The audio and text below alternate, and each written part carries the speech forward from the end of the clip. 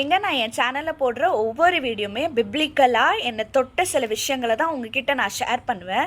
நேற்று ஒரு விஷயம் என்னை ரொம்ப காயப்படுத்திச்சு. பாஸ்டர் ஜான் ஜெப்ராஜோட விஷயம் நமக்கு எல்லாருக்குமே தெரியும். அதை பற்றி நியூஸ் பார்க்குறதுக்கு நான் யூடியூப்பில் போகும்போது அந்த கமெண்ட் செக்ஷனில் என்னென்னமோ சொல்லியிருந்தாங்க.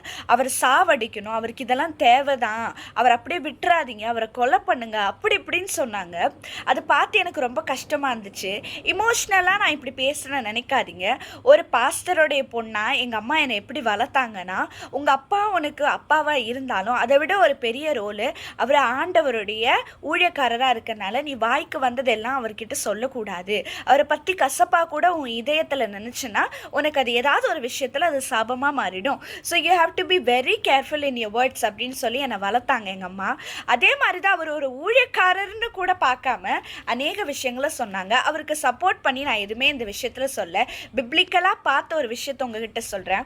1 சாமுவேல் 24:6 இப்படி சொல்லுகிறது, அவன் தன் மனுஷரை பார்த்து, கர்த்தர் அபிஷேகம் பண்ணின என் ஆண்டவன் மேல் என் கை போடும்படியான இப்படிப்பட்ட காரியத்தை நான் செய்யாதபடிக்கு கர்த்தர் என்னை காப்பாராக, அவர் கர்த்தரால் அபிஷேகிக்கம் பண்ணப்பட்டவர் என்று சொல்லி அப்படின்னு சொல்லி நிறைய விஷயம் நடக்குது.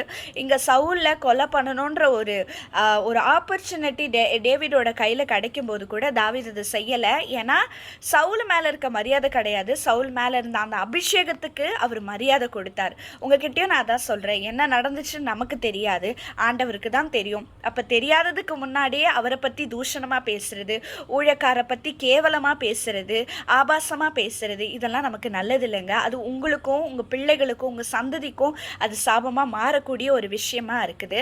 அதனால் அவருக்கு ரெஸ்பெக்ட் கொடுங்க நான் சொல்லலை, அவர் மேலே இருக்க அந்த அனாயிண்டிங்க்கு ஒரு ரெஸ்பெக்ட் கொடுங்க. என்ன நடக்கும்ன்றது அரசாங்கம் தீர்மானித்து சீக்கிரம் சொல்லும்.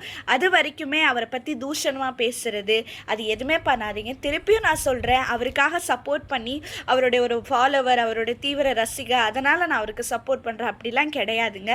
பிப்ளிக்கலாக நான் பார்த்து இது தப்புன்னு தெரிஞ்சு நான் உங்ககிட்ட சொல்கிறேன். Never ever utter a word against the man of God.